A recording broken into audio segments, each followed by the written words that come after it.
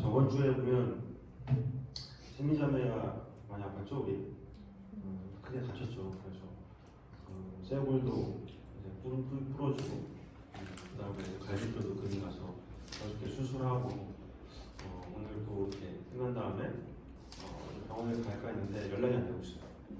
잠을 자고 있는지 아니면 마취 취해서 그러는지 모르겠는데, 어쨌든 그래서 뭐 같이 이제 갔던 사람도 있고 안 갔던 사람도 있는데,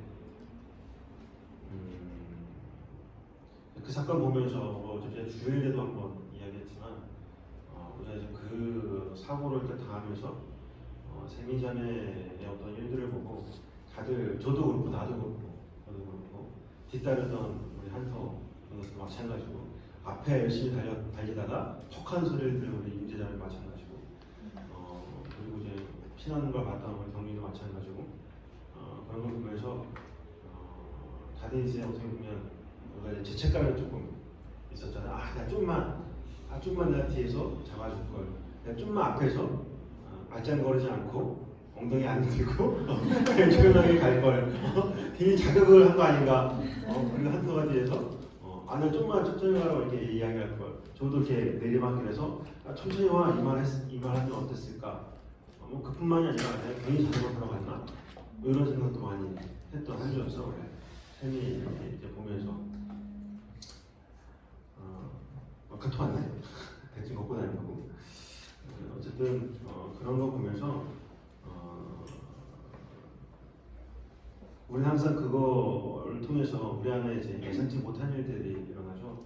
저는 페이스북이라고 썼지만 항상 예상치 못한 일들이 벌어지고, 그 예상치 못한 일들, 그러니까 우리 안에 예상치 못한 일들이 일어난다라고 하는 건 나에게 악한 일이 벌어진다는 거예요. 결국 나에게 안 좋은 일들, 우리가 그 사건을 딱 보면, 그 사고를 딱 보면 좋지 않은 일로만 느껴지잖아요, 항상. 근데 과연 그 사고를 보고 우리가 그게 과연 하나님의 선일 수 있는가? 라는 그 질문 앞에 우리는 딱히 그 대답을 못 내는 거예요. 이게 과연 하나님의 선인가? 하나님께서 선한 분이라면 이 일을 어떻게 하실 수 있는가? 꼭 한타전도사가 얘기했는데 꼭 이런 방법이어야만 하는가? 꼭 이런 식으로 하나님의 그 선을 알려줘야 되는가? 근데 성경에도 무수한 방법으로 하나님이 그 일을 벌이시죠. 날 때부터 맹이 있는 자는 무슨 죄가 있길래 굳이 맹이 만들어서 왜 하나님의 그 진리를, 그 복음을 알게 하십니까? 우리는 항상 매 순간마다 어떤 사건이나 우리가 선하게 생각하는 것 때문에 선으로 느껴져. 전부 다 나에게 복으로 다가오는 것 같고, 하나님의 깊으신 뜻이 있는 것 같고, 그 자리에서 하나님을 경험하는 것 같고. 왜? 나에게 좋은 일, 내가 원하는 일이기 때문에. 진짜 그 진리 안에 있는 자는, 그리고 내가 진짜 그 복음을 아는 자는 나에게 좋은 일이 아니라 나에게 그 악한 일이 벌어질지라도 그게 진짜 하나님의 손이고 하나님의 경륜이라는 걸 반드시 깨달아 알게 되는 거죠.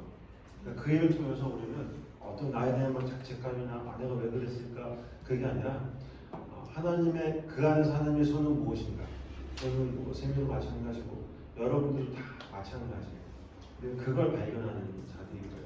성경을 통해서도 그리스도를 발견하고, 우리 인생 가운데 벌어지는 예상치 못한 일들을 통해서도 그리스도를 발견해내야만 하는 자들인 거죠. 오늘도 어쨌든 간에 로마서 10장을 통해서 여러분들도 또한 그리스도를 발견하는 그런 시간이 좀 됐으면 좋겠습니다. 자, 우리 본문 로마서 10장 15절부터 17절을 한번 보죠. 자, 로마서 10장 15절부터 17절. 자, 제목이 뭐죠? 어르신 그리고 듣게 하시는데요. 대충 이 제목만 봐도 여러분들 어떤 이야기를 할지 이해하시죠? 본문하고 보면 잘 읽겠습니다. 보내심을 받지 아니하였으면 어찌 전파하리요? 기록된 바 아름답도다. 좋은 소식을 전하는 자들의 발의함과 같으니라. 그러나 그들이 다 복음을 순종하지 아니하였도다. 이사야가 이르되 주여 우리가 전한 것을 누가 믿었나이까 하였으니 그러므로 믿음은 들음에서 나며 들음은 그리스도의 말씀으로 말미암았느니라. 자, 여기서 보내심이라는 단어가 있죠. 야, 여기 새로 사는 줄 알겠어. 진짜. 보면 15절을 보면 보내심이 있어요. 보내심.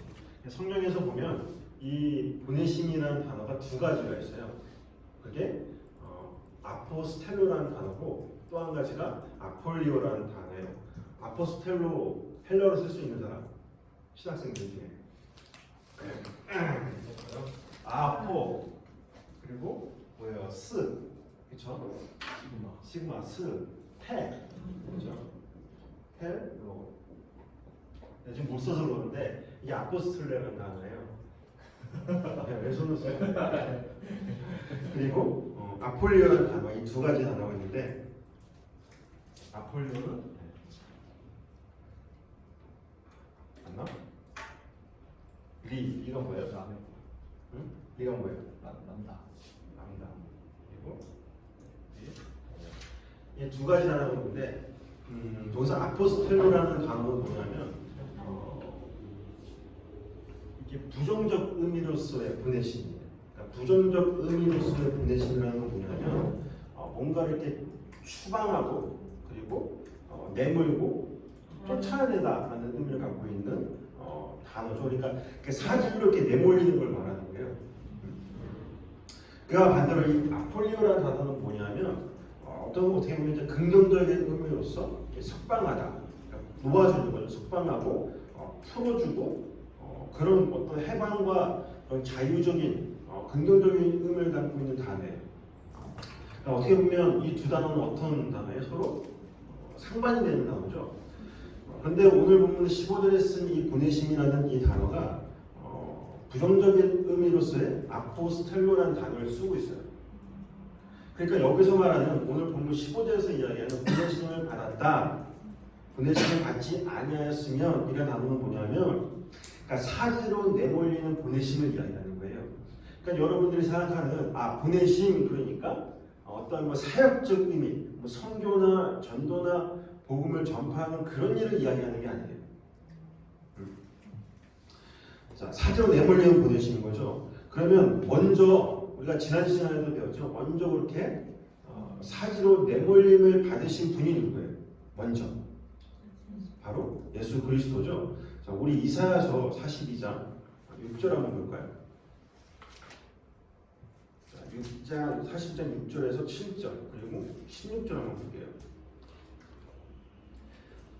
나 여호와가 의로 너를 불렀음즉 내가 내 손을 잡아 너를 보호하시며 너를 세워 백성의 언약과 이방의 빛이 되게 하리니 내가 눈먼 자들의 눈을 밝히며 갇힌 자를 감옥에서 이끌어내며 흑암에 앉은 자를 감방에서 나오게 하리라.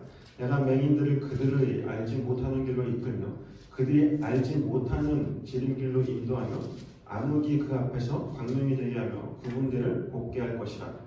내가 이 일을 행하여 그들을 버리지 아니하니. 자, 여기서 말하는 너라는 건 누구를 지칭하는 거예요 지금? 바로 예수 그리스도를 이야기하는 거예요.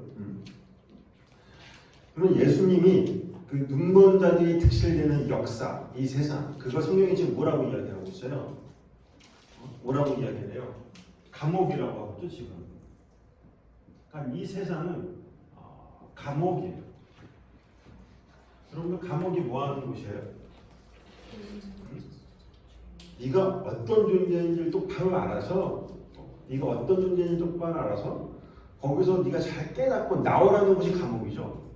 이 세상이 그런 의미를 담고 있는 거예요. 코스모스라는 이 세상. 그러니까 그런데 그 감옥 속으로 다 눈먼 자들, 기가 막히고 그리고 벙어리들이 살고 있는 이 세상, 이 감옥 안에서 흑암 가운데 살고 있는 당신의 그 백성들을 건져내시기 위해서 예수님께서 빛으로 보내심을 받았다라는 거예요. 근데 그 보내심은 어떤 보내심? 사지로 내몰리는 보내심. 죽기 위해 내보내신 거죠. 그러면 그렇게 사지로 내몰리는 보내심은 뭘 성취하기 위해서 예수님께서 하나님께서 보내신 걸까요? 뭘 성취하기 위해서? 자, 우리 이사야서 60장 19절 한번 보세요. 이사야서 60장 19절. 웬만하면 성경을 찾아요. 천천히 갈 테니까. 성경 잘 안 보잖아. 일단라도 봐야지. 자, 다시는 낮에 해가 내 빛이 되지 아니하며 달도 내게 빛을 비추지 않을 것이요 오직 여호와가 내게 영원한 빛이 되며 내 하나님이 내 영광이 되리니 다시는 내 해가 지지 아니하며 내 달이 물러가지 아니할 것은 여호와가 내 영원한 빛이 되고 내 슬픔의 날이 끝날 것이라. 내 백성이 다 의롭게 되어 영원히 땅을 차지하리니 그들은 내가 심은 가지요 내가 손으로 만든 것으로서 나의 영광을 나타낼 것인즉 그 작은 자가 천명을 이루겠고 그 약한 자가 강국을 이룰 것이라. 때가 되면 나 여호와가 속히 이루리라. 이게 무슨 말이냐면 너희들이 의지하는 그 빛, 이 세상의 빛, 세상이 생각하는 빛과 성경이 말하는 빛은 다른 빛이에요. 완전히. 그러니까 세상이 의지하는 빛은 눈에 보이는 가시적인 어떤 빛들이죠. 찬란함, 광채, 이 세상이 원하는 빛이란 말이에요. 세상에서 빛나는 건 뭐예요? 내가 내 이름을 높이는 거죠. 내 가치가 높여져 가고 내 이름이 높여져 가고 나의 명예와 나의 권력이 점점 확장되어지는 거. 그러니까 거지도 다 빛을 내요. 그래서 거지의 세계에서도 내 깡통 하나 더 있으면 그들 세계에서는 그 빛이 내니까요. 그게 그 인간들의 그 빛, 진짜 그 빛, 그러니까 어떻게 보면 그 빛조차도 사실 뭔가를 설명해내기 위한 빛이잖아요. 그 빛이 사라지고 진짜 그 빛의 실체, 그러니까 원형의 빛이 와서 진짜 빛의 나라를 완성해내고 당신의 백성들을 그 빛의 나라, 그 빛의 세계로 들여보내시기 위해서 예수님께서 그 빛으로 보내심을 받았다라고 지금 이야기하는 거예요. 다른 말로 인간들의 어떤 육적 기대와 욕망들 그리고 여러분들의 그 의지들을 다 부수고 진짜 실체를 드러내기 위해서 빛으로 오셨다는 거죠. 그게 빛이에요. 빛이 오신 이유. 요한계시록에 가면 그 빛의 나라, 그 빛의 세계가 어떻게 완성이 되는지가 잘 나타나 있어요. 계시록 우리 21장 23절 한번 볼까요?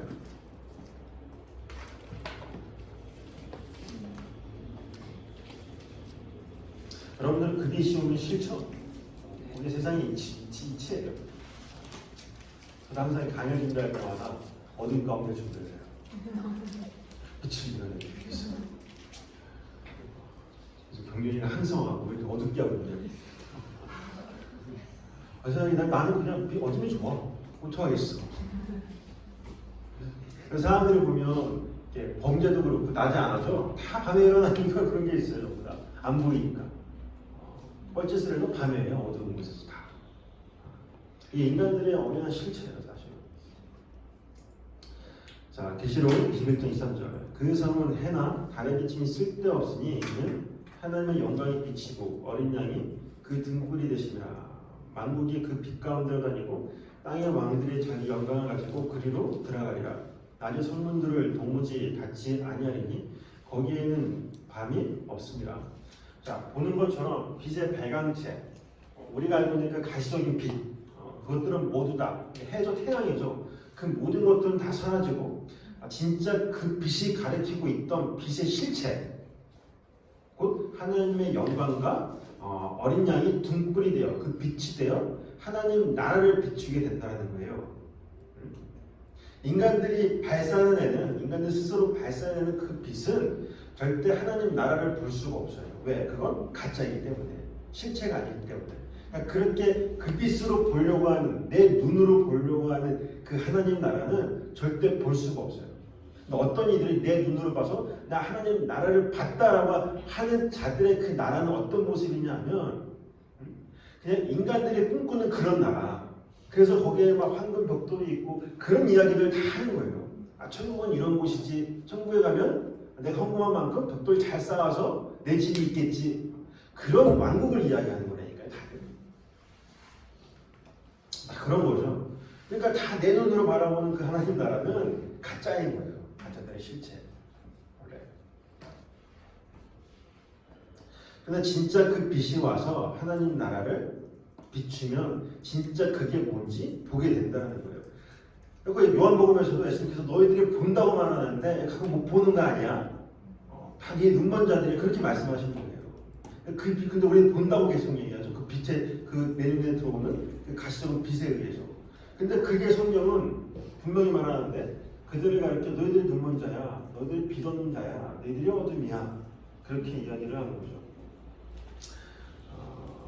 그러니까 다시 말해서 흑암 가운데 머물던 눈먼 자들이었던 우리를 예수라는 빛에 의해서 그 비침에 의해서 눈이 뜨이고 하나님 나라를 보게 된다는 거예요. 우리가. 그게 여러분들인 거죠. 그게 바로 하나님으로부터 빛으로 보내심을 받은 예수님의 바로 사역인 거예요. 그러면 하나님은 어떤 방식으로 해서 그렇게 빛비침, 어떤 방식, 여러분들 자꾸 빛 비친다 그러니까 되게 추상적이죠. 두 팔 벌려서 받으면 되는 거예요. 뭐가 빛 비치는 거예요 도대체? 자, 어떤 방식으로 성도의 눈을 뜨게 하는지 한번 볼까요?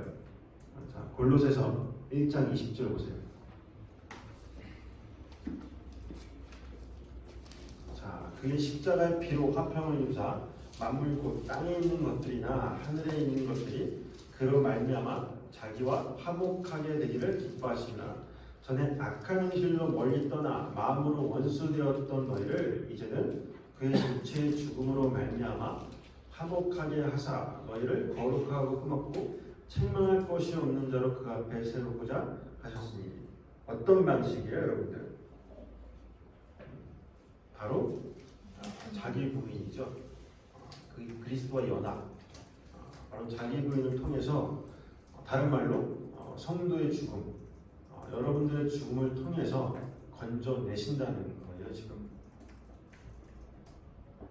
그러니까 혼돈과 공허 그리고 흑암뿐인 나와 그 빛이 하나가 돼요. 그 빛이 혼돈과 공허와 어둠인 나의 실체 안으로 이렇게 밀고 들어오면 혼돈과 공허와 어둠은 어떻게 되겠어요?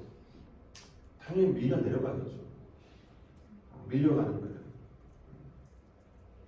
그게 바로 내가 드러나는 거죠. 우리 고린도후서 4장 6절 한번 볼까요? 내가 전부 다 이렇게 사라지는 걸 이야기하는 거예요. 왜? 어둠과 혼돈과 공허라는 그 실체가 바로 나는 존재이기 때문에. 고린도후서 4장 6절 어두운 데서 빛이 빛이라 말씀하셨던 하나님께서 예수 그리스도의 얼굴에 있는 하나님의 영광을 아는 빛을 우리 마음에 어떻게 비추셨느니라. 자, 여기서 마음 이렇게 카르디아라는 단어라고 했었죠. 인간은 원래 마음이 없는 자들이라고 했습니다. 그렇죠? 마음 없어요. 인간은 원래. 다들 착각하는 거예요. 마음이 있다라고. 자, 그 마음 카르디아라는 건 어떤 의미라고 했었어요? 바로 신장이라는 뜻을 갖고 있는 단어가 카르디아라고 했었죠. 그래서 생명의 원동력, 그걸 카르디아라고 하는 거예요. 신장이 있어야 피가 들고 생명을 얻기 때문에. 그러니까 죽은 자인 나, 원래 우리는 마음 없는 자니까 그 신장이 없는 자니까요. 그래서 성경에서도 예수 그리스도의 신장을 가지라라고 그래서 이야기를 하는 거예요 성경이. 여기 원래 신장 없던 자들인데 이렇게 죽은 자들 뿐이라는 거죠. 그런데 그 생명 없음인 나를 살리는 그 생명의 원동력이 뭔지를 알게 되는 걸 이야기하는 거예요. 그 비침이라는 거. 예수 그리스도의 빛이 나에게 온다라는 건, 나에게 비춰진다라는 건 내가 그 빛이 뭔지를 올바로 깨닫게 되는 거예요. 그러니까 추상적으로 빛 비춰 하나님 나라가 여기 있어 자다가 일어났는데 번뜩 예수님께서 빛을 비추고 있었어. 그런 환상적인 추상적인 이야기 하는 게 아니라니까요. 여러분들. 그 다른 말로 내가 어떤 존재인지 그 빛비침을 통해서 내가 어떤 존재인지 그리고 나를 살리는 그 생명, 그 심장, 진짜 하나님의 마음의 본질을 올바로 깨닫게 되는 것, 그걸 예수 그리스도의 빛비침이라고 하는 거예요. 이해가시죠, 여러분들? 자, 에베소서 5장 13절 한번 보세요.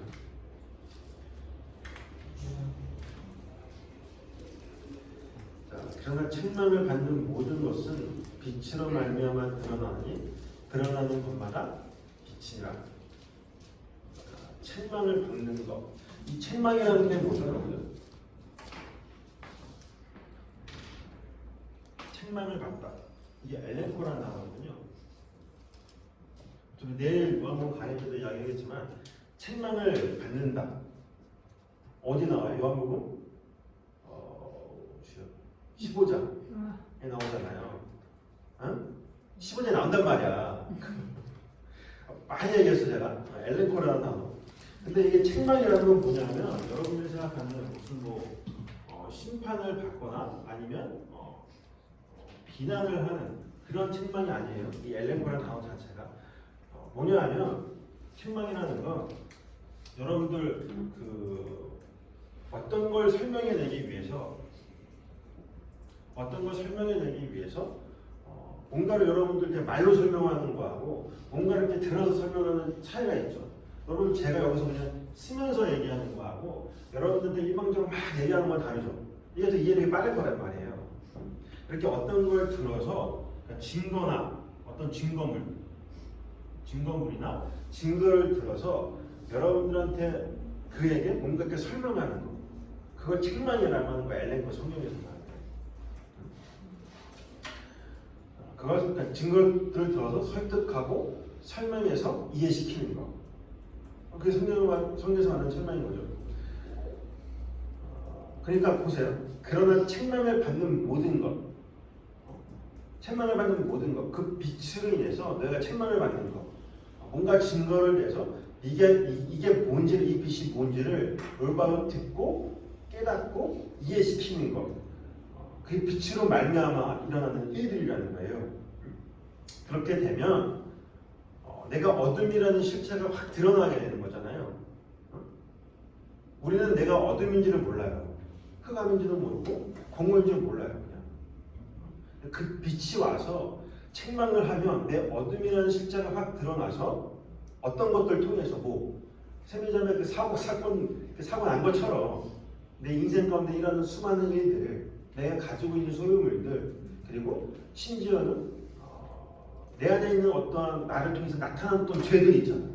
그런 것들을 다 들어서 책망을 하시는 거라니까요. 그래서 요한복음 15장에 죄에 대하여 의에 대하여 심판에 대해서 알게 하신다. 성령이 와서 그 이야기를 하는 거예요. 결국 나라는 존재를 직면하고 내가 어둠을 대했을 때 나라는 존재는 인간은 생명 없는 자가 맞구나. 이걸 깨닫게 되는 걸 책망하다라고 이야기를 하는 거예요. 지금. 그게 이렇게 다 드러나면 그게 뭐예요? 그렇게 다 드러나면 그게 빛이야. 다른 게 빛이 아니라 너의 실체가 드러나 그게 뭔지를 깨닫고 그 빛이 뭔지를 알면 그게 바로 빛되는 삶이야. 그 이야기 하는 거예요. 성경.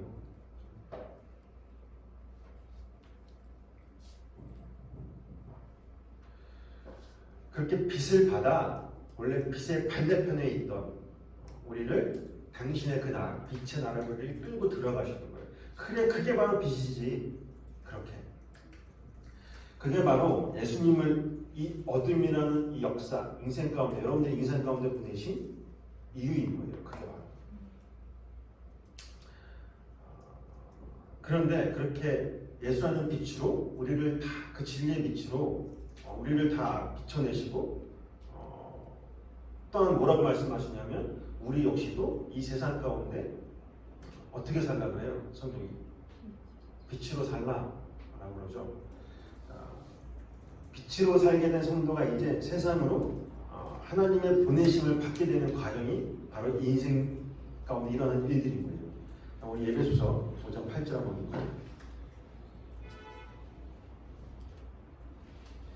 너희가 전에는 어둠이더니 이제는 주 안에서 어떻게 살라 그래요? 빛의 자녀로 살라라고 하죠. 빛의 자녀. 어디서 많이 본 교회 이름인데. 이 구절 보고 따라한 거구나. 몰랐네. 빛의 자녀로 살라고 해요. 그런데 이 빛의 자녀로 살아가는 건 여러분들이 생각하는 도덕적, 윤리적이나 아니면 뭐 착함이나 어떤 선함이나 이웃에 봉사하고 헌신하고 구제하고 선교하고 서로 사랑하고 그런 걸 이야기하는 게 아니에요. 그 교회가 그런 식으로 이야기를 했는지 이름을 줬는지 모르겠지만 그런 거 아닌 거예요. 자, 우리를 뭐라고 이야기하냐면 성경이 빛이라고 하죠. 이게 바로 세상으로 보내시는 성도를 보내는 하나님의 보내신 거죠. 그러니까 예수님처럼 그 빛으로 우리 역시도 똑같이 살라라고 이야기를 하는 거죠. 자, 예수님께서 성도를 가르쳐서 빛이라고 하신 적이 있죠. 어디에요, 여러분들? 마태복음 5장이죠. 자, 마태복음 5장 14절 한번 가볼까요?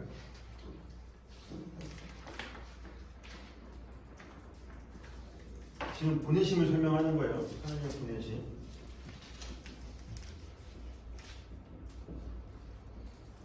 자, 너희는 세상의 빛이라. 산 위에 있는 동네가 숨겨지지 못할 것이요 사람의 등불을 켜서 말 아래 두지 아니하고 등경 위에 두나니 이러므로 집안 모든 사람에게 비치느니라. 이같이 너희 빛이 사람 앞에 비치게 하여 너희 그들로 너희 착한 행실을 보고 하늘에 계신 너희 아버지께 영광을 돌리게 하라.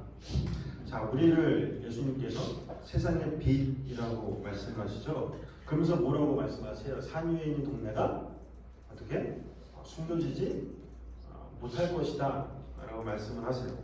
자, 성경에서 말하는 이 산 위에 있는 동네는 어디를 가리키는 걸까요? 예, 동네.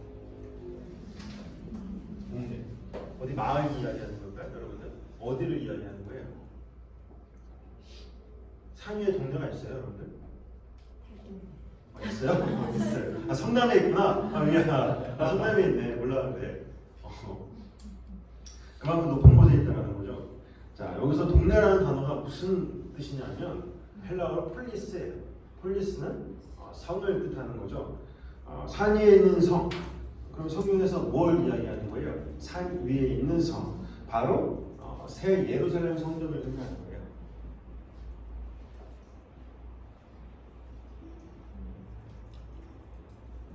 새 예루살렘 성전. 이걸 동네, 성, 폴리스라고 이야기하는 거죠. 자, 우리 한 군데만 보고 넘어가 볼까요? 계시록 21장 10절 보세요. 계시록 21장 10절.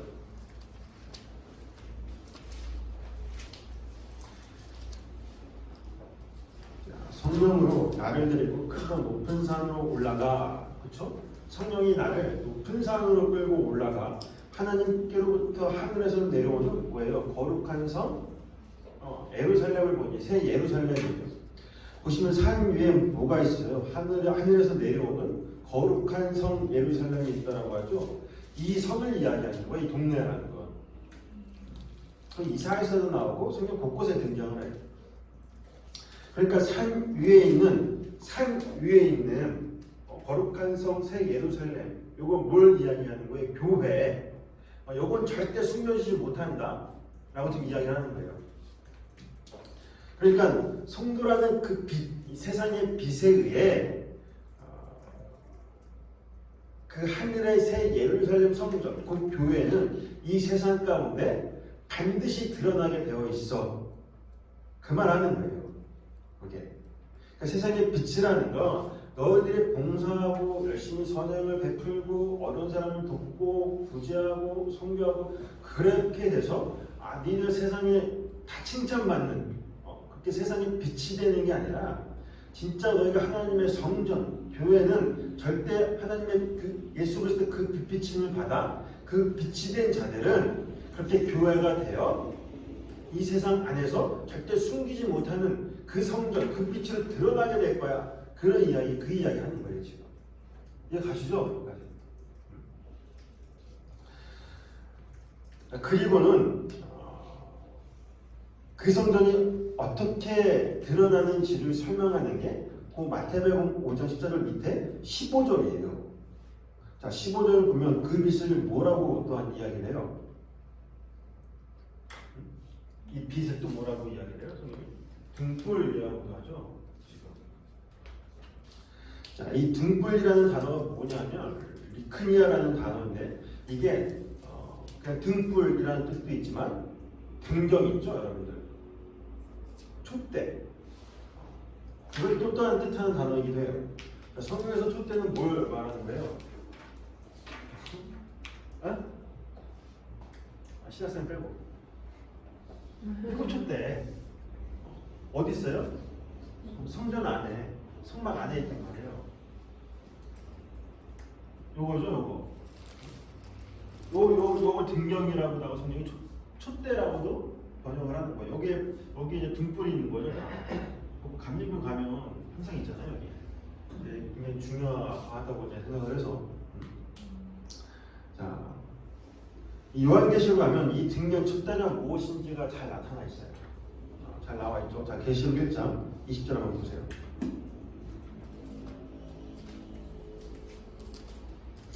자, 내가 본 것은 내 오른손에 7별의 비밀과 또 7근 촛대라. 7별은 7교회 사자요. 7 촛대는 곧 뭐라 그래요? 7 교회니라. 그러니까 이 촛대는 뭘 의미하는 거예요? 교회를 의미하는 거예요.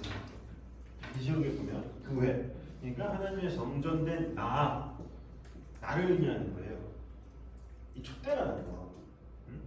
그리고 등불이라는 건 또 마찬가지로 나를 의미하는 그 빛을 이야기하는 거예요. 이 세상에 빛된 나. 그래서 7 교회라는 건 뭐냐면 7개의 교회, 세대주의자들이나 이 오형계시록을 잘못 이해한 사람들이 말하는 것처럼 7개의 교회니 이런 얘기가 아니라 완전수 7을 써서 완전한 하나님의 교회, 거룩한 교회를 의미하는 거죠. 그렇게 예수 그리스도 통해 탄생이 되는 교회인 거죠. 따라서 15절에 등불을 등경 위에 두어 등불을 등경 위에 두어서 집안 모든 사람에게 비치게 한다라는 건 뭐냐면 이 세상 속에서 빛이 된 그 성도 하나님이 거하시는 성전이 된 자들을 통하여 창세전 하나님의 그 언약 안에 있던 자들을 내가 그 예수 그리스도의 빛이 되어 비춰낸다라는 거예요. 그 빛을 받은 이들은 어떻게 돼? 똑같이 그들의 어두움과 실체, 혼돈과 공허를 다 드러내요. 그 빛으로 나오게 된다니까요. 그래서 예수님께서 여기에 집안이라는 단어를 쓰는 거예요. 집이라는 이 베이트라는 단어는 구약으로 넘어가면 이걸 그냥 성전이라는 단어로 써요. 집 그러면 그냥 전이에요. 성전, 교회를 뜻하는 거예요. 그러니까 집안의 빛을 비춘다라는 건 아까 얘기했던 것처럼 성막 안에 있던 그 등대, 그 촛불로 성막 안에 이 성막이라는 건 뭘 의미해요? 하나님 나라를 뜻하잖아요. 그 세계에 있던 하나님의 그 자녀들을 비춰낸다라는 거예요. 끊임없이. 이렇게 알 수 없는 표정을 지으면 애매해요. 저도 뭐라 듣는지 알는지 모르겠네. 그러니까 하나님의 언약 안에 있던 자들을 그 진리의 빛을 비추게 하신다라는 거예요. 누구를 통하여? 여러분들 통해서. 세상에 빛이 된다는 건 그걸 이야기하는 거예요. 그런데 그러한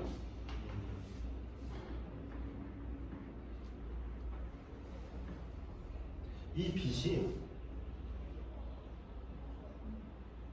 나가 있어요. 나. 그러니까 외부에서 비치면 어떻게 돼요? 이 빛이 나라는 내 안에 있지 않고 내 밖에 있으면 내 겉모습만 비치겠지. 내 겉모습을 비치면 어떻게 돼요? 이게 내 안에 있지 않고 내 외부의 모습만 열심히 비춰내고 있으면 내 외부의 모습만 열심히 가꾸겠지. 이걸 바리새인이라고 하는 거예요. 다른 게 아니라. 그러니까 이 빛이 반드시 어디에 있어야 돼요? 성막 안에 있어야 된다니까요. 요거 떨어져 나가면 여기서 열심히 제사 준비를 했던 제사장이 어떻게 돼요? 잘못하면 죽어요. 그냥 죽는 거예요. 죽음이란 말이에요. 그게 바로 이 빛은 반드시 이 성막 안에, 나라는 이 성전 안에 있어야 되는 거예요. 반드시.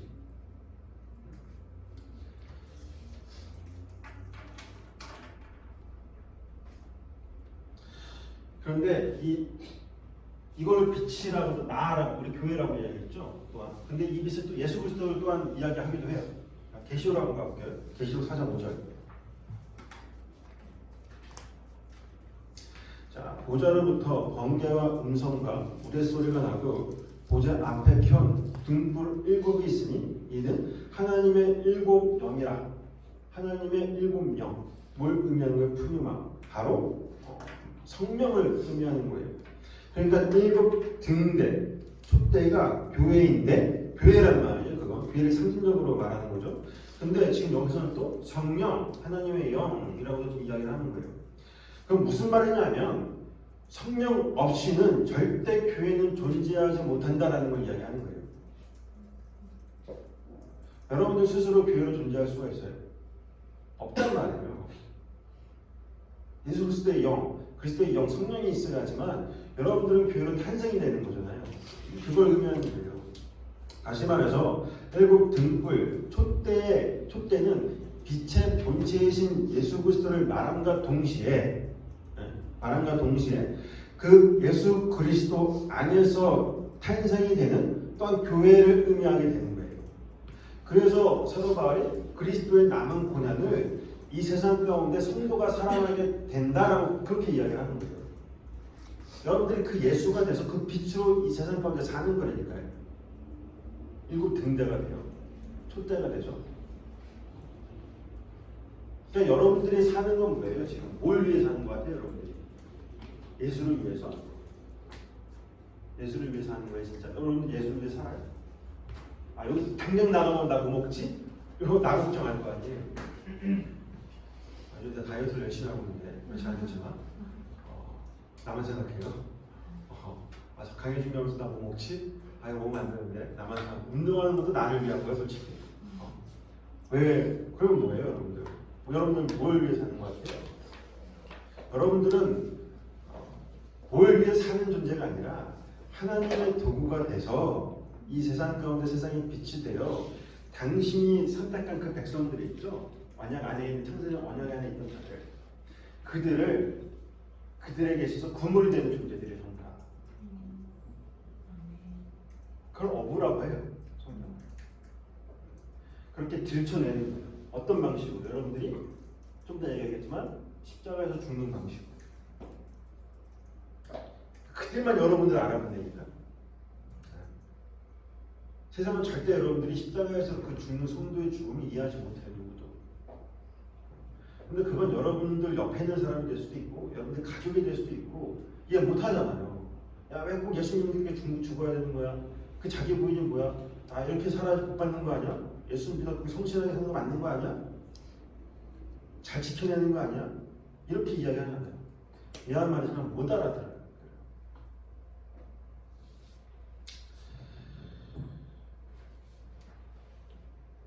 그렇게 성령으로만 세워진 교회는 반드시 이 세상 속에서 예수 그리스도라는 빛만 증거하게 되는 거예요.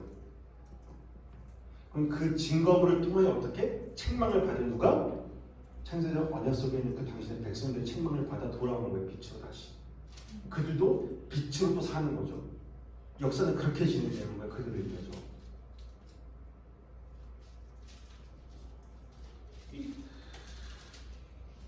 그러니까 여러분들은 반드시 예수만 증거하는 게 맞는 거죠. 다른 걸 증거하는 게 아니라 십자가만 증거하는 거예요.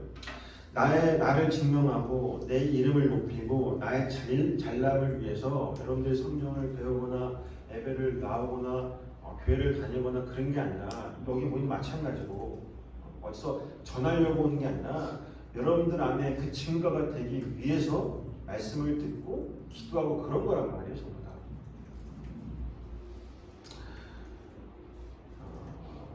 그런 의미에서 예수님께서 너희는 세상의 빛이다 라고 하는 거지. 여러분들이 선한 일, 착한 일, 타의 모범이 되는 그런 일들을 많이 해서 세상으로부터 많은 칭찬을 받는 삶을 살아야 된다는 의미가 아닌 거죠.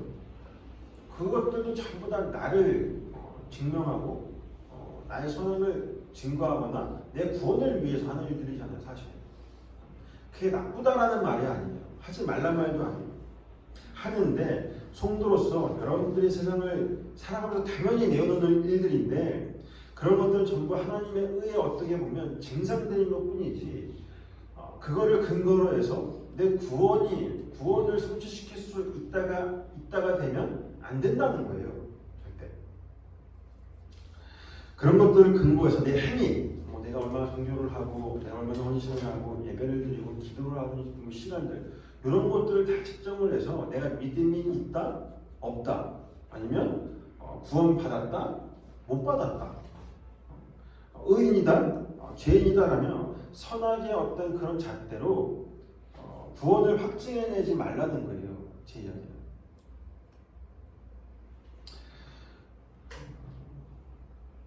그래서 마태복음 5장 16절에서도 보면 여기서 착한 행실이라고 하죠. 이게 에르곤이라는 단어죠. 행실, 일, 어떤 일, 착한 일. 이라는 건 뭐냐면 나라는 성전 안에 그 빛을 두게 되는 그 일.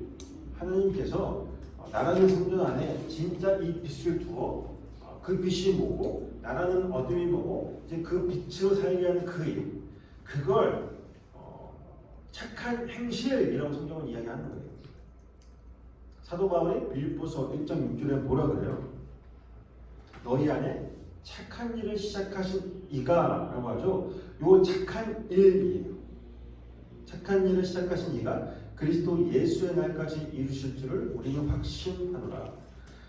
자, 우리 안에서 행하신 착한 일이 뭐예요? 여러분들 안에서 행하신 착한 일 뭐예요, 여러분들? 한 번쯤은 다 경험해 봤죠. 착한 일이 뭐예요?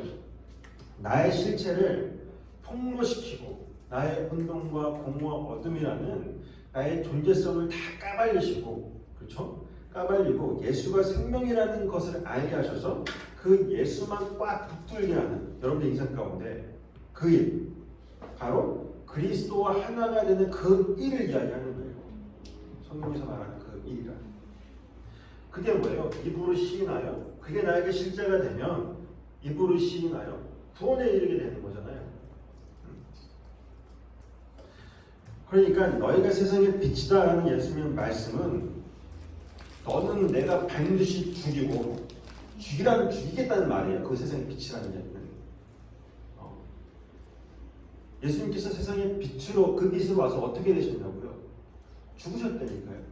그러니까 내가 세상의 빛이라는 내가 반드시 너를 죽여서 빛의 성전, 빛의 나라로 너를 만들어내겠다라는 일반적인 선언인 거예요. 이거 마태복음 5장의 말씀은. 그래서 그 마태복음 5장 14절 앞에 뭐가 나와요? 소금 이야기가 나오죠. 무엇으로 맛을 짜게 할까 그렇게 하죠. 그 소금 언약을 이야기하는 거니까요. 변하지 않는 소금 언약. 그 언약만 계속 이야기하는 거예요.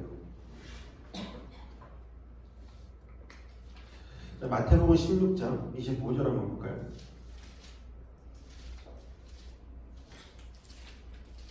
자, 누구든지 제 목숨을 구원하고자 하면 잃을 것이요 누구든지 나를 위하여 제 목숨을 잃으면 찾으리라.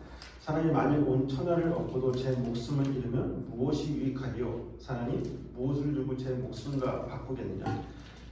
인자가 아버지의 영광으로 그 천사들과 함께 오니 그때 각 사람이 행한 대로 갚으리라. 누구든지 제 목숨을 구원하고자 하면 잃을 거고 제 목숨을 잃으면 찾을 것이라고 하면서 나중에 각 사람의 행실대로 반드시 내가 갚아줄 거야 라고 협박을 하시는 것처럼 보이죠, 여러분들. 근데 이건 협박하는 게 아니라 그 빛으로 부르심을 받은 자들은 반드시 자기의 목숨을 잃어버리는 그 삶을 살게 될 거야 라고 말씀을 하시는 거예요. 그게 바로 어떤 삶이다? 빛의 삶이라는 거예요, 여러분들. 자기 십자가를 지는 그 삶. 근데 여러분들은 나를 위해서 끝까지 살죠. 내 거 하나, 내 시간 하나, 뭐 하나 놓기 싫어하잖아요, 우리 인간 존재 자체가. 나는. 뿐만 아니라 여러분들이 끝까지 부여잡고 있는 자기 목숨, 그거는 반드시 버리셔야 되는 거예요. 뭐 자살하라는 말이 아니라, 다 포기하라는 말이 아니라, 내가 끝까지 나를 위해 붙잡고 있는 것들 있죠. 아마 다 알걸. 다 알 거예요. 결국. 내가 끝까지 보여잡고 내가 이것만큼은 생명이라고 여기는 것들이 있단 말이에요. 다들. 이것이 곧 나다라는 것도 그건 반드시 벌어지게 될 거야. 내가 너희들의 그 인생 전체를 통해서 반드시 벌어지게 할 거야. 그런 하나님의 선언이에요. 이것도 선언인 거죠. 왜 그런 거예요? 그게 바로 이 세상 속에서 십자가라는 자신의 죽음을 통하여 빛을 비추는 삶이 되기 때문에, 그래야 그 빛 비춤을 통하여 남은 자들, 하나님의 그 창세에서 완약할 때 있던 자들이 다 틀린데 왜 쟤만 그렇게 살아? 왜 제 어둠이 곧 나의 어둠이야? 왜 제가 고백하는 저 공허한 저게 왜 바로 나의 공허야? 이걸 올바로 알아서. 근데 쟤는 빛 가운데 살고 있는 것 같아. 이걸 알아먹는 이들이 있다니까요. 그러니까 진리는 그렇게 전해지는 거예요, 여러분들.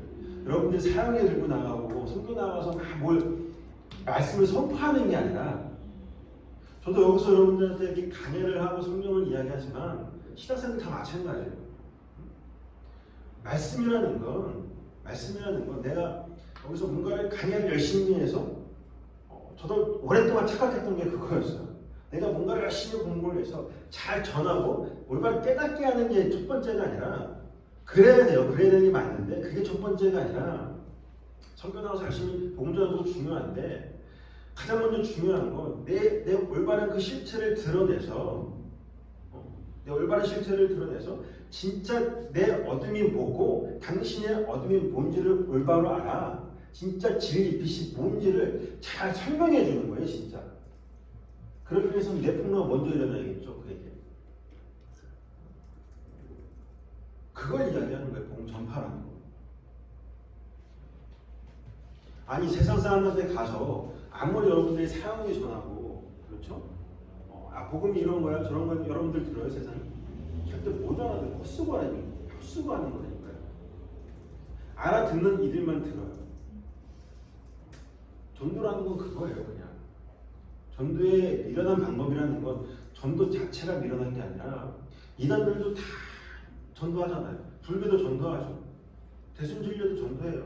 신천지도 전도하고. 전도가 미련한 게 아니라, 전도라는 그 방법이 미련하다. 전도라는 그 내용이 담고 있는 게 미련하다는 거, 십자가는.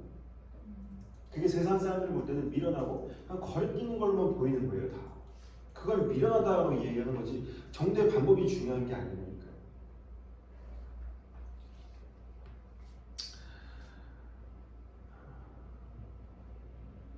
그렇게 여러분들은 자신의 죽음을 통하여 빛을 비추게 되는 거예요. 왜? 예수님이 그런 삶을 사셨기 때문에.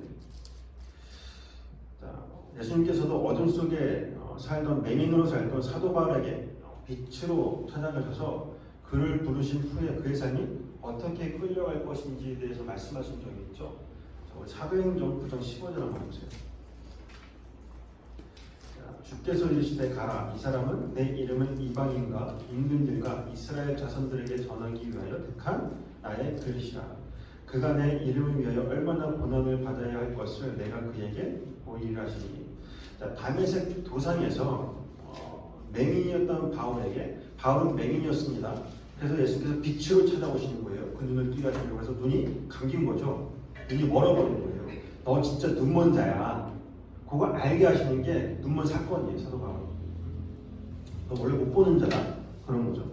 빛이 찾아가 어둠 가운데 있는 그를 불러내서 어떤 삶을 살게 하시냐면 참 빛이신 예수님처럼 그 고난의 삶 있죠.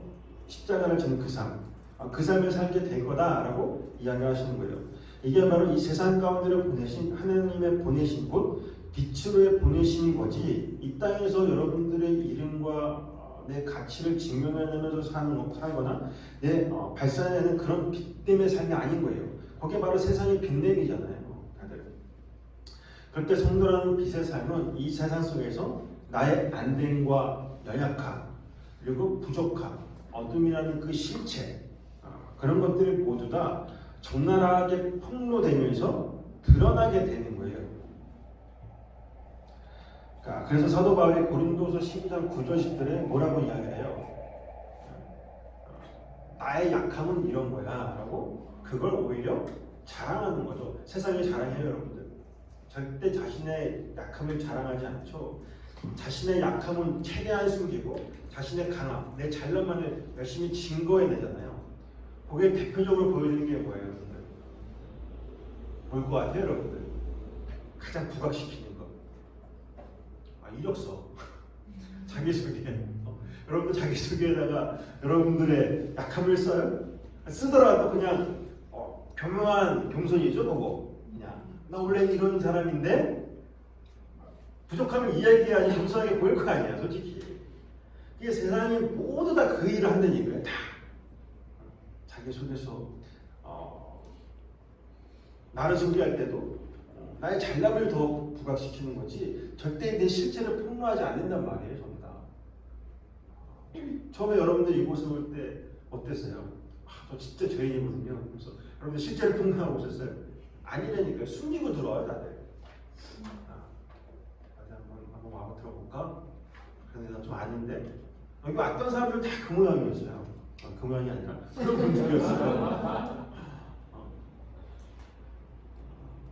빛의 삶으로 산다는 거 그리고 내 약함을 드러낸다는 건 내 실체를 진짜 온전히 다 드러내는 걸 이야기하는 거예요. 그러니까 이렇게 가끔 보면 말장난하는 일이 나 죄인이에요, 괴수예요. 제가 눈이 이야기하는 거지만 여러분들이 죄인이고 괴수라는 걸 고백하면 뭐 어쩌겠냐고 도대체. 하나님이 그거 몰라요, 여러분들? 죄인인 건 몰라요? 괴수인 건 몰라요? 여러분들 바퀴벌레인 건 모를 것 같아요? 여러분들 앞에 바퀴벌레 따가서 저 바퀴벌레예요 그러면 어떨 것 같아요, 여러분들? 밟아 죽여요. 잘한다. 밟는 데니까요, 그냥 바퀴벌레는. 그게 무슨 상관이겠냐고, 여러분들 지금 고백하는 그 시인이. 내가 진짜 바퀴벌레 맞으면 죽는 게 맞습니다. 저 지옥 가도 할 말 없는 사람이 맞습니다. 그 고백하는 게 맞는 거라니까요, 여러분들 원래. 그게 진짜 빛의 삶이에요. 고백 열심히 하는 게 아니라 죄의 폭로라는 건 그걸 이야기하는 거예요.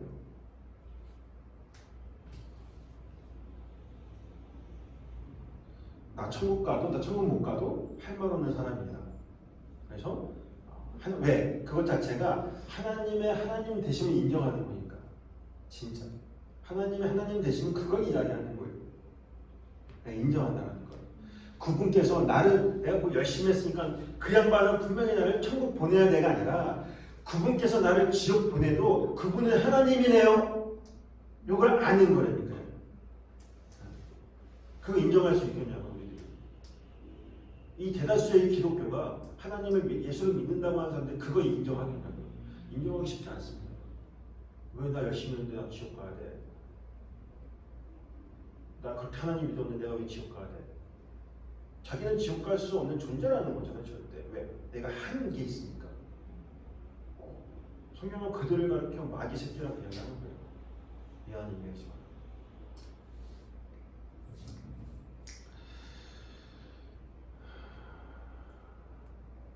그러한 나의 처절한 약함을 통해서 우리의 삶 가운데 그리스도만 드러나게 되는 거죠. 이게 바로 로마서 10장 15절에서 바울이 이야기하는 하나님의 보내심인 거지 선교나 전도라는 어떤 사역적 역할로서의 보내심을 이야기하는 게 아니에요. 성경 전체가 그 보내심이 아닙니다. 절대. 따라서 빛이 되어 이 세상에 맞아 죽기 위해서 보내심을 받은 성도는 그들의 자기 부인이라는 그 죽음을 통하여 그렇죠? 그게 바로 좋은 소식이에요. 네? 좋은 소식. 그것 자체가 나에게 좋은 소식이고 그런 자기 부인이라는 십자가를 통하여 전하게 되는 그게 진짜 복음인 거예요. 어떤 일이에요? 그러한 것들을 복음을 전하게 되는 거지 내가 뭘 설명하고 가르치는 게 아니라는 거죠. 그래서 성경에 하나님께서 성도의 죽음을 아름답게 보신다라고 이야기를 하는 거예요. 그러니까 시편 116편 15절 보세요. 자, 그의 경건한 자들의 죽음은 여호와께 보시기에 뭐예요? 귀중한 것이로다. 이거 공동 번역에서 그냥 뭐라고 번역해놨냐면 성도의 죽음은 여호와께서 보시기에 아름답다. 이렇게 올바르게 번역을 해놨어요. 자, 경건한 자들, 곧 성도의 죽음을 하나님은 귀하게 아름답게 보신다라고 하는 거죠. 하나님은 그런 성도의 죽음의 현장에서 뭐라고 이야기를 하냐면 드디어 내 아들이 진짜 죽었구나. 하고 기뻐하시는 거예요. 하나님께서 기뻐하는 건 여러분들이 뭘 기도 열심히 하고 잘해드리고 뭔가 바치고 섬기고 헌신하고 그런 걸 기뻐하는 게 아니라 내 아들이 진짜 내가 바라는 대로 내가 원하는 대로 이 세상 속에서 그렇게 그 십자가를 지고 죽어버렸네? 그게 하나님이 기뻐하는 거예요, 진짜. 날마다 여러분들이 죽는 그 현장이 하나님이 기뻐하는 자리인 거예요. 그래서 항상 그 제사 드릴 때 향기 그 향 하나님께서 기뻐하시면서 맡았다라고 이야기를 하는 거예요, 성경이.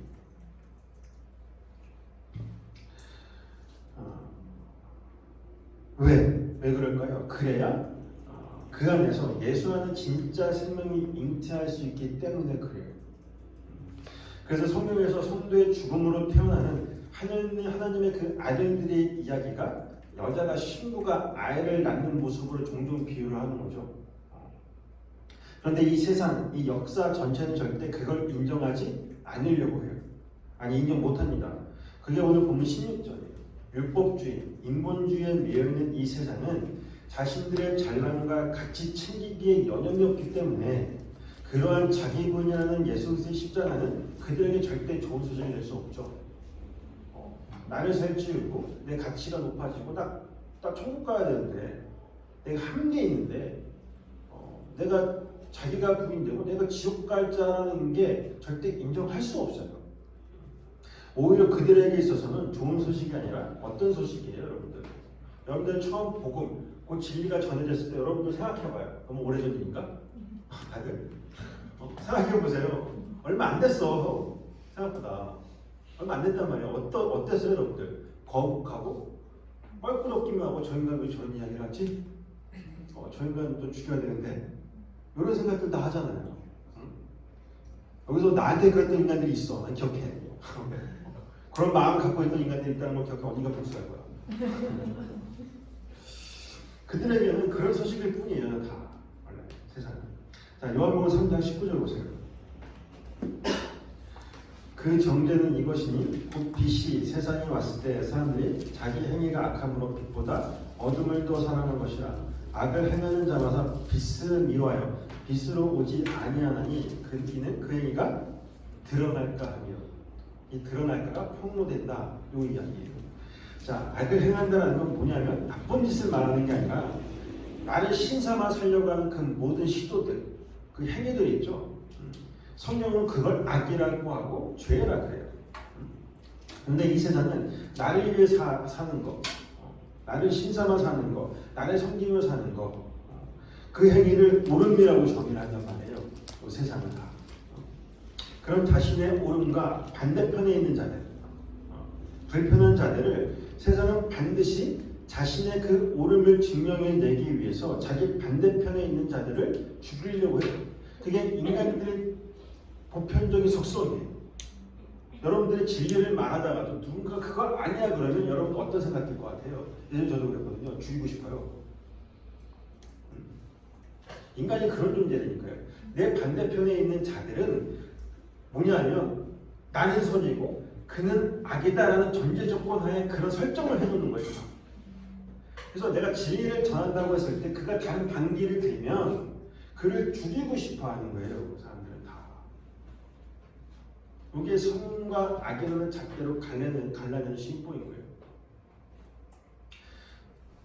많은 사람들이 글을 올려요. 저 폐에다가 글을 올리는데 볼 때마다 사실 거북스러워요. 교회를 비판하고 거기다 막 미친 듯이 뭘 날려요. 저는 별로 안 좋아해요. 그게 무슨 의미냐면 나는 선이라는 거예요. 결국 진짜 내가 지옥 갈 자 맞다라는 그 인식이 들면 절대 비판하지 못해요. 한 번. 이야기를 하더라도 성경에 근거해서 이야기하지 목사는 자꾸 이런 얘기 못한다니까요. 다 난 선이고 그는 악하다라는 잣대에 의해서 그런 결정을 하는 거잖아요. 그러니까 그게 바로 인간의 전형적인 속성이에요. 악마적 본성들. 그래서 그들을 그렇게 이야기하는 건 뭐냐면 결국 그것이 뭐예요? 진짜 진리를 말하기 위함인 것 같아요? 아닙니다. 왜요? 내 옳음을 증명하기 위해서, 결국 나를 신삼기 위해서, 그것뿐이에요. 진리를 이용하는 거죠. 그게 진짜 무서운 거예요, 여러분들. 요한복음 15장 19절 보세요. 세상에서 나의 택함을 입은 자인 고로 세상이 너희를 미워하느니라. 보세요. 이 세상은 그렇게 진리를 이해하지 못하기 때문에 반드시 죽이려고 하는 거예요. 그러니까 내가 어떤 누군가를 진리를 안다고 하면서도 내 반대편에 있는 어떤 자들을 살해하려고 하는 그 시도가 있다면, 미안하지만 그 사람은 아직 그 진리가 뭐예요? 그 빛이 내 안에 있는 게 아니라 내 밖에 있는 걸로 그대로 살고 있는 거예요. 멍청하게. 이거 여러분도 조심하셔야 돼요, 진짜.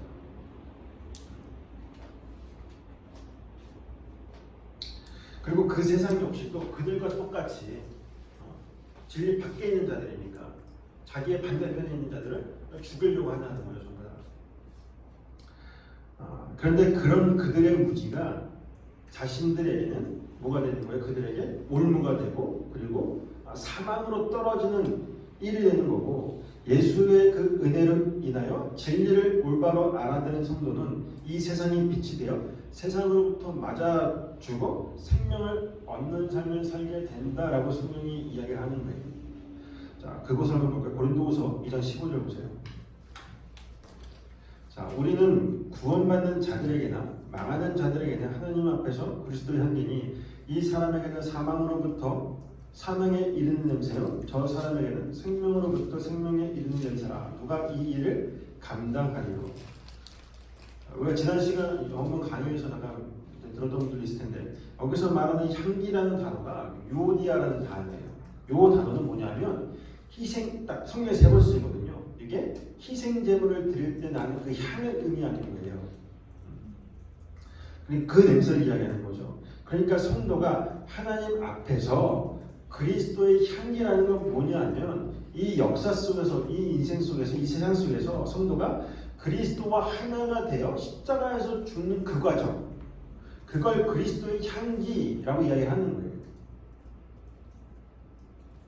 근데 세상이 볼 때에는 그렇게 죽는 게, 내가 그렇게 죽는 게, 희생제물이 돼서 십자가에서 매달려 죽는 게 절대 이해 못하죠. 맞죠? 야, 성경은 자기 부인이래. 나를 부인하고 십자가를 따르래. 그리고 난 절대 천국 갈 수 없는 자래. 여러분들 교회에서 그 이야기는 어떨 것 같아요? 돌 날라와요. 돌 날라오거나 저 2단이다, 3단이다 이렇게 얘기한다니까요. 성경을 모르는 거예요. 그러면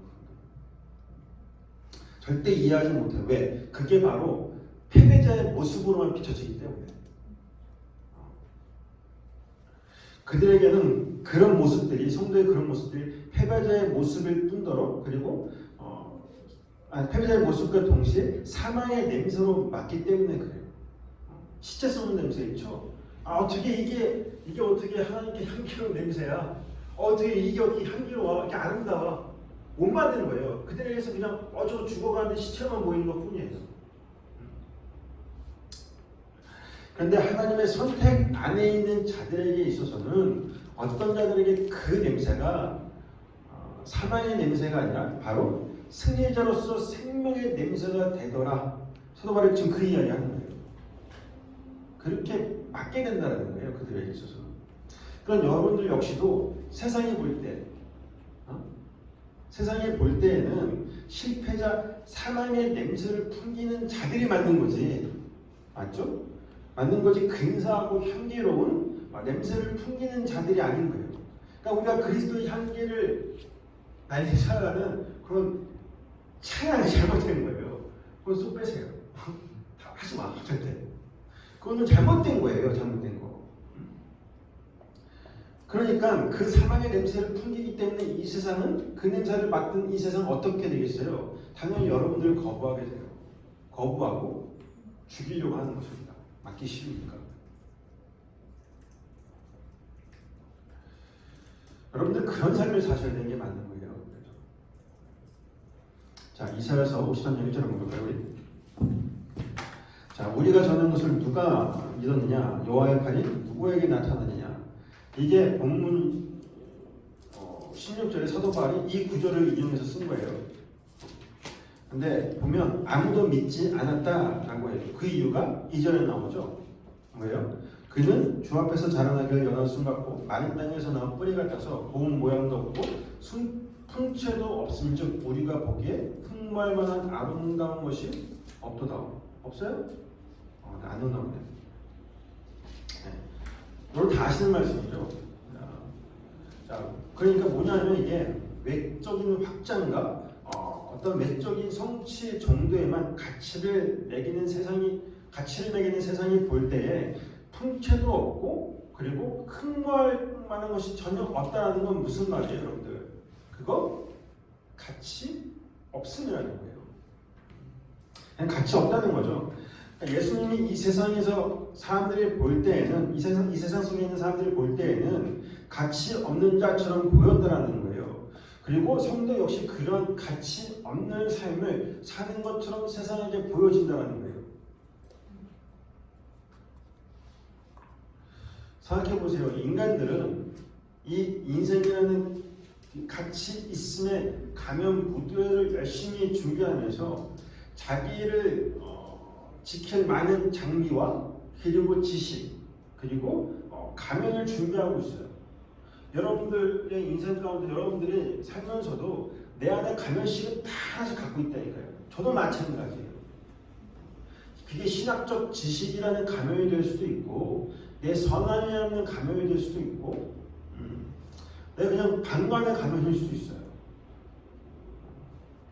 빛이라는 가면이 될 수 있다니까요. 다.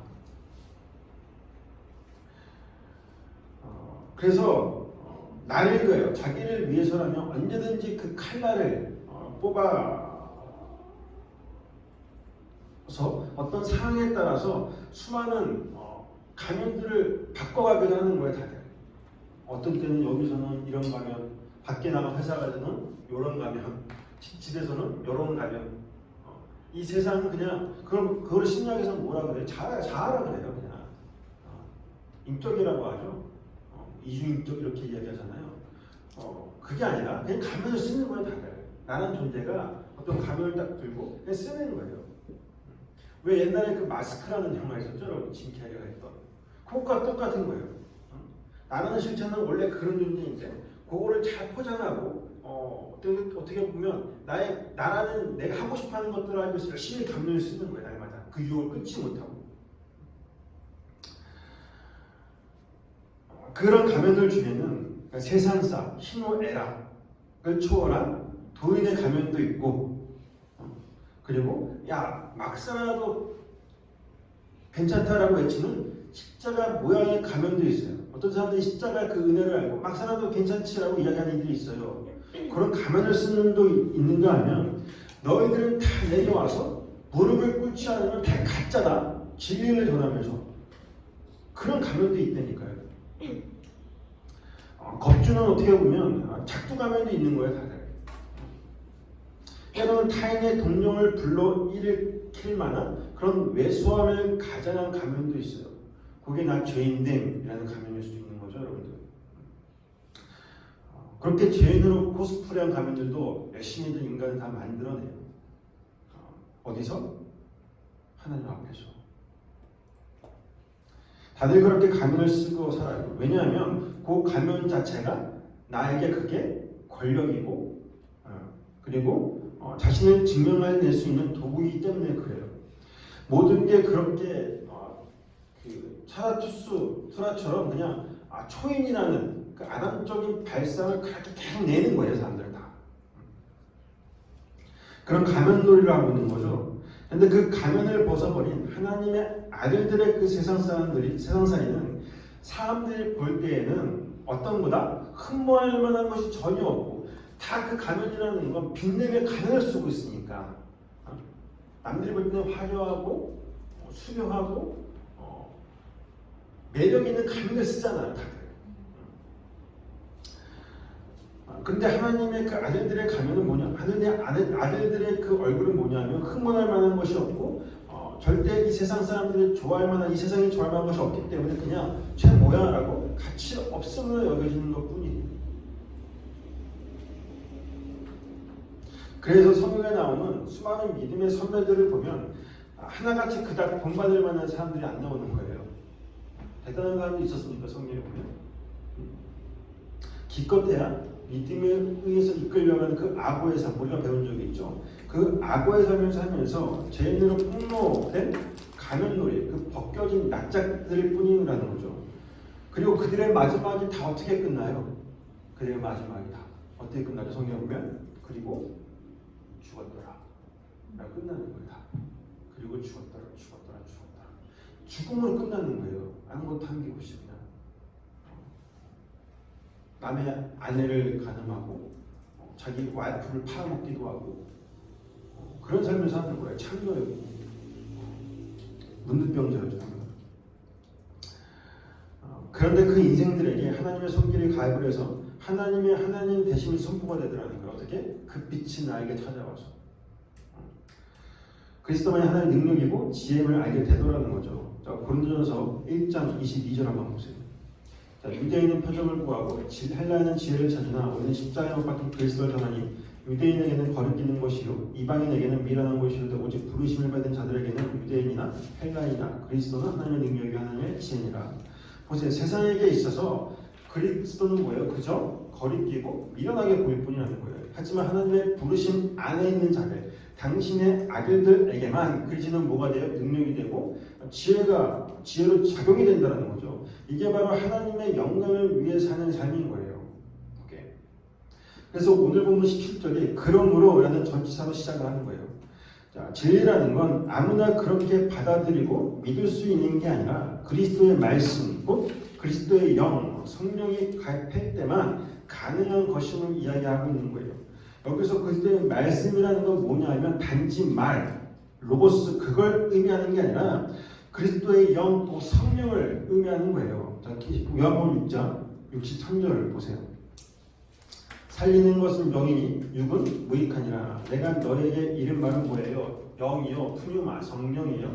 그 성령이 뭐라 그래요? 생명이다 라고 하죠. 그러니까 그 말이라는 건 뭐냐고, 말씀이라는 건 뭐냐면 영이고 그때의 영, 성령이고 그리고 생명이라는 거예요. 그러니까 말이 뭐예요? 성령이고 생명인 거죠. 따라서 믿음은 들음에서 나고 들음은 그리스도의 말씀에서 난다라고 할 때 믿음이라는 건 성전된 나에게 주어지는 결과물로서의 어떤 믿음인 거지 내가 뭘 열심히 믿게 되는 걸 이야기하는 게 아니에요.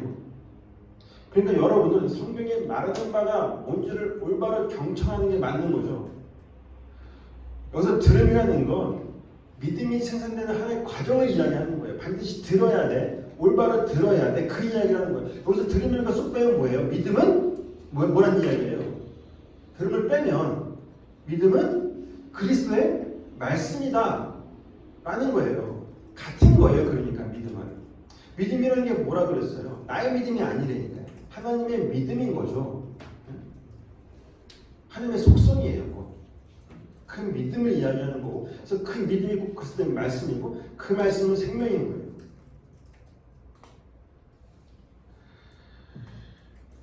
그러니까 잘 들으셔야 돼요, 여러분들은. 그래서 듣다. 물론 여기서 나온 이 들음이라는 단어는 그냥 아코네라는 단어는 경청하다는 뜻이거든요. 근데 그 듣다는 순종하다, 히파코라는 단어라고 했었죠. 그게 뭐예요?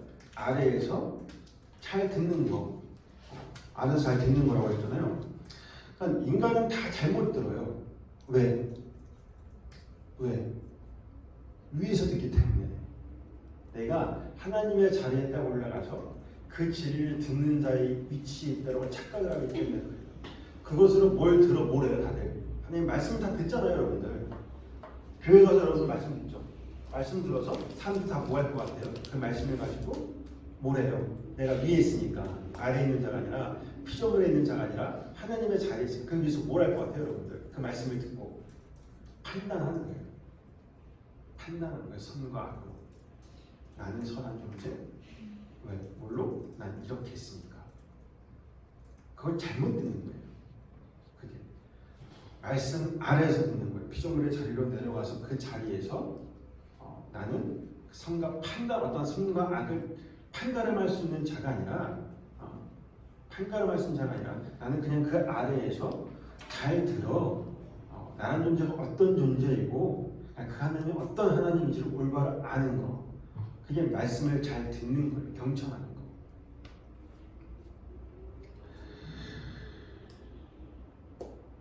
그래서 성경이 로마서에서 말해보죠. 한 사람의 순종하심으로, 여기 히파코라는 단어예요. 이게 무슨 말이에요? 한 사람이 잘 들음으로 그래요. 그러니까 그 들음을 인하여 성도 역시 올바로 듣게 된다는 거예요. 그러니까 한 사람의 순종하심으로, 한 사람이 누구예요? 바로 예수 그리스도죠.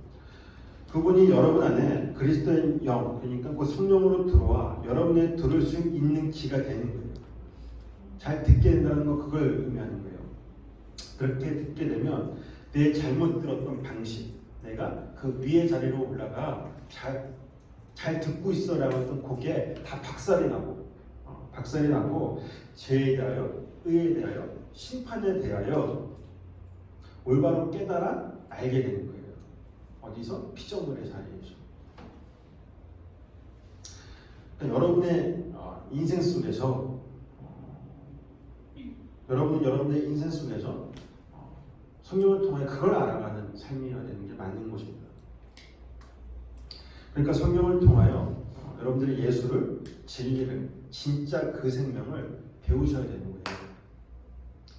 그렇다고 그냥 그렇게 배웠다 해서 끝이 나는 게 아니라 그렇게 끝나면 돼요, 안 돼요, 여러분들? 안 되죠, 당연히. 그러면 뭐예요? 그 빛은 내 밖에 있는 빛, 예수는 내 밖에 있는 빛을 되는 거예요. 절대 나에게 실체가 되지 않는 그 예수예요. 그러면 그게 뭔지를 알았으면 반드시 그 십자가는 내 안에서 일어나는 일이 되어야 돼요. 전쟁이 일어나야 되는 거예요, 내 안에서. 그 예수, 철장을 든 그 예수와 나와의 싸움이 내 안에서 벌어지는 거예요, 그 전쟁. 그러지 않으면 여러분들이 아무리 여기 와서 열심히 듣는다고 해도 그저 지식으로, 관념으로만 둥둥둥 떠다니게 되는 거죠. 그리고 그것은 반드시 누군가를 난도질하지 마련입니다. 그게 제일 무서운 거예요, 여러분들. 하나님의 아들들은 말씀이라는 내용을 인생이라는 전쟁에서 살아내는 사람이라는 걸 절대 잊으면 안 되는 것입니다. 진리를 그저 그냥 사변적 지식으로 머리에 쌓아두는 자들은 진짜 성도가 체험하는 그런 세상과는 전혀 다른 세상을 살고 있는 거예요. 빛의 세계, 빛의 나라 밖에서의 그 삶을 살고 있는 거예요. 다른 나라에서 빛에 가면있어요. 어떤 나라. 그러니까 올바로 듣는다라는 건 단순히 진리를 알게 되는 것만을 말하는 게 아니라 빛으로 사는 거예요. 어떻게? 자기 십자가를 지는 그 빛의 삶이에요. 그리고 그 자리에서 그리스도 예수 안에서 나의 어떤 열심과 수고, 노력, 그런 것들을 다 내려놓고 하나님의 일하심에 수긍하며 안식하게 되는 거예요. 이러한 암과 빼앗김 그리고 안식은 여러분의 인생 속에서 반복적으로 계속 일어나게 되는 일이라는 걸 잊지 마시길 바라겠습니다. 그게 진짜 우리에게 참 행복을 가져다 줄 수 있는 것도 말이죠. 기도하시겠습니다.